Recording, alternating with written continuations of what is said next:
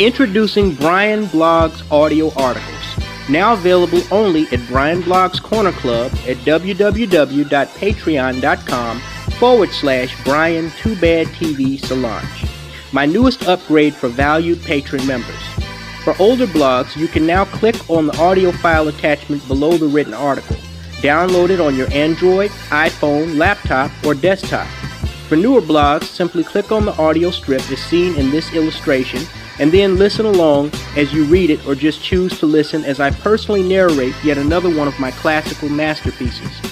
It will be just like listening to my public videos on YouTube, BitChute, and Black Avenger TV, only you will have exclusive access to audible and written material available only to paying patron members.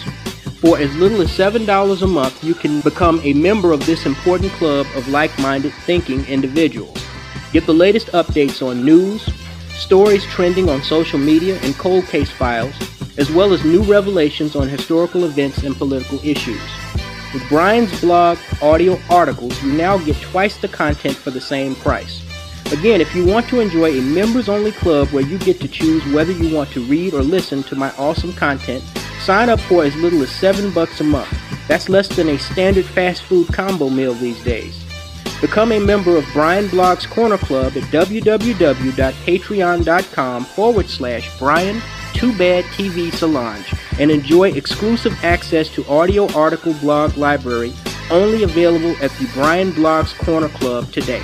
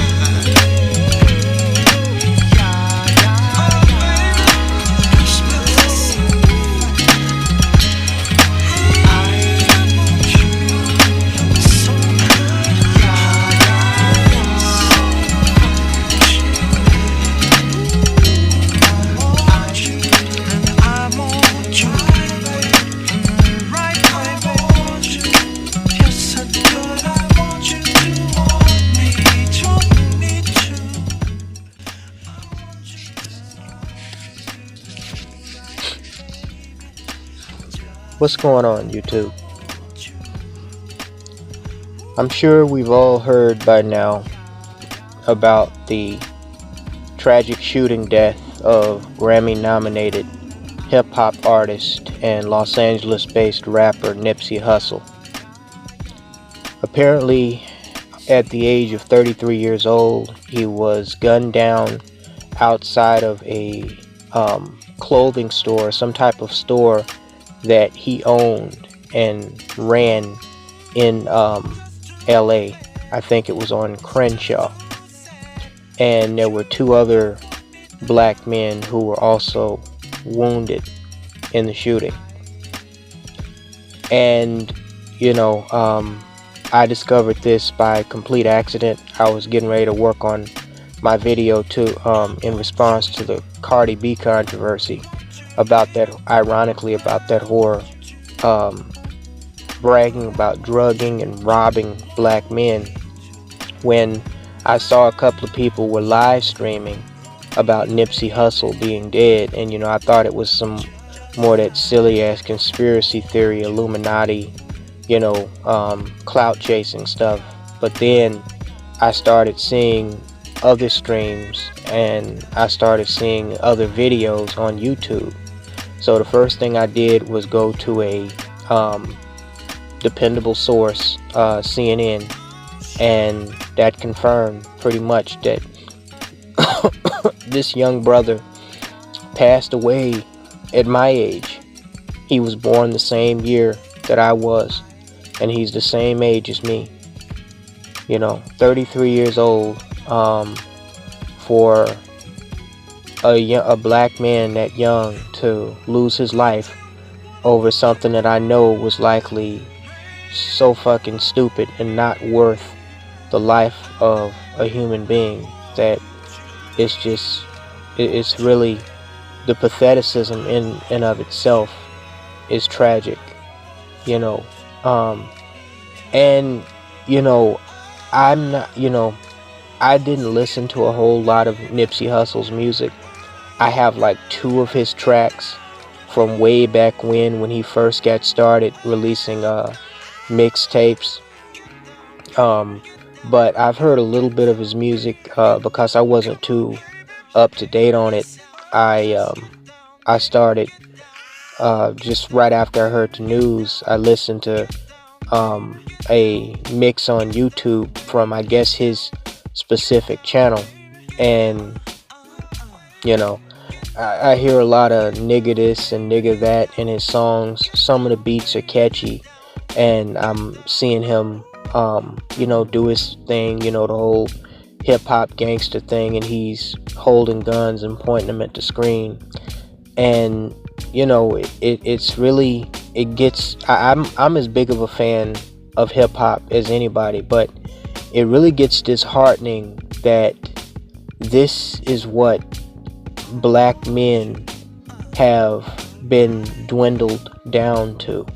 A bunch of degenerate, gun-toting, pants-sagging thugs that even when they make it, so to speak, by society standards, they still don't make it.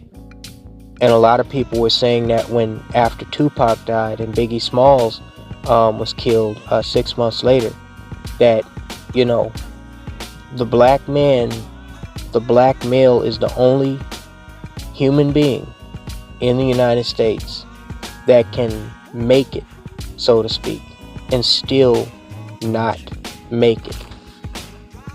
And it's not because we're any less of human beings, but it's because of the lack of value that we have for our own lives. When I hear these Negroes just idiotically arguing and yelling and screaming and insulting each other on the streams of these bimbos on YouTube, not realize, arguing for and against, the black female, and the ones arguing for her think that they're impressing her, not realizing she doesn't give a damn about that idiot that is putting on his cape playing save a hoe. And if this was an argument going down out on the street corner somewhere over some hoe, and somebody pulled out a gun and gunned him down, these bitches wouldn't give a beggar's damn pass to fuck. He'd be just another dead nigga, just another statistic. And now another brother has fallen. And, of course I have my disagreements with people who live the lifestyle that it appears that Nipsey Hussle lived. From what I understand, he was born Eritrean, and his mother was African American. His father was Eritrean. Forgive me if I'm pronouncing that wrong, but obviously I don't agree with the lifestyle that he lived. But does that mean that he deserved to be murdered outside of a store that he founded, that he opened for his people, for his type of people from his hood? A lot of these Negroes, they get that money and they suit up, they boot up like Dr. Dre and Snoop Dogg, and they get the hell out of the hood. They don't want to have no Ice Cube too. They don't want to have nothing else left to do with the fucking hood. Ice-T, you know. And I, quite frankly, it's so fucked up. I don't blame them. But, you know, those that choose to stay and choose to prove that, you know, they're not scared of their own people, and that they're, you know, even though they were born in a dysfunctional, fucked up environment, and, you know, they're somewhat degenerate themselves, like Tupac, you know, I mean, their appreciation for not running from their own kind is, even after, you know, they go Hollywood and they make riches and fame, they still hang out with the same niggas that they grew up with, that they ran the streets with, you know, that some of them gang banged with. You know, their appreciation for staying real to the game, as these niggas say, is to catch a bullet or multiple bullets, as in the case of Nipsey Hussle. From what I understand, he was shot multiple times. And what makes it really so sad when I sit back and just ponder the whole situation is realizing that had this brother not been famous, had this young brother not been famous, and had he not had a net worth of $8 million, he would have just been another dead nigga, just another statistic being reported for a couple of minutes on the 9 o'clock news. And the next day, there would have been another one. His name would have been quickly forgotten. You know, the only reason we know that Nipsey Hussle lost his life earlier this evening is because of the fact that he was famous and he had a bit of a name to himself. And so the world remembers because he was a celebrity. But how many black males just like Nipsey Hussle have died out here on these streets over little or nothing, over some hoe, over a game of dice, you know, over a game of poker. You know, Marvin Gaye, he wasn't part of the hip-hop culture. He was a black man that could sing his ass off. One of the most talented male solo vocalists of our time. And his own father killed him over, you know, an argument over some dumb shit. You know, his father killed him in the home that he bought for his father and his mother. When he started having, you know, tax problems, he went to live with his parents in the home that he bought for him at the peak of his career. And just like that, Marvin Gaye, a black man, a brother whose name lives on to this day, gunned down by his own father like it was nothing. Malcolm X, and, you know, to you know, a similar extent, even Martin Luther King, even though I have my disagreements with Martin Luther King's, you know, his theory on how to lead black people. You know, these two brothers gunned down within years of each other like it's nothing. And it's not that black men are the only demographic of men that are, you know, getting murdered, but it's mostly us. And it doesn't matter. It seems like it doesn't matter. It doesn't matter what mountain we climb, you know, what hill we stand on top of. Our lives, the value of our lives it's just out in the open. We are ranked so low, even when we're, you know, put in the spotlight and put to the forefront of some rich and famous celebrity. Nipsey Hussle, you know, and some people, they made the point on some social media posts that I've been seeing paying tribute to Nipsey Hussle, that you would never see. Well, we've seen it occasionally, like with John Lennon, but by and large, you don't see this with rock and roll artists, with jazz musicians, you know, with professional white athletes like a Tom Brady. You know, you're just not gonna see this type of stuff happening to them, where they're getting caught up and still locked up in prison and giving, mug shots like there's some regular nigga out on the street being processed through the prison system, getting shot down in the street like a fucking dog, like they're nobody, like they're still, just some raggedy nigga that's hanging on the street corner gang banging and slanging dope. Black men, we really need to do better, because while I don't necessarily agree with how this brother chose to live his life and some of the lyrics in his music, at the end of the day, every time a black man is killed, whether it's at the hands of the police, whether it's the hands of one of these whores, whether it's at the hands of another black brother, it's really a loss for all of us, because this is the way the world sees us. We're expendable.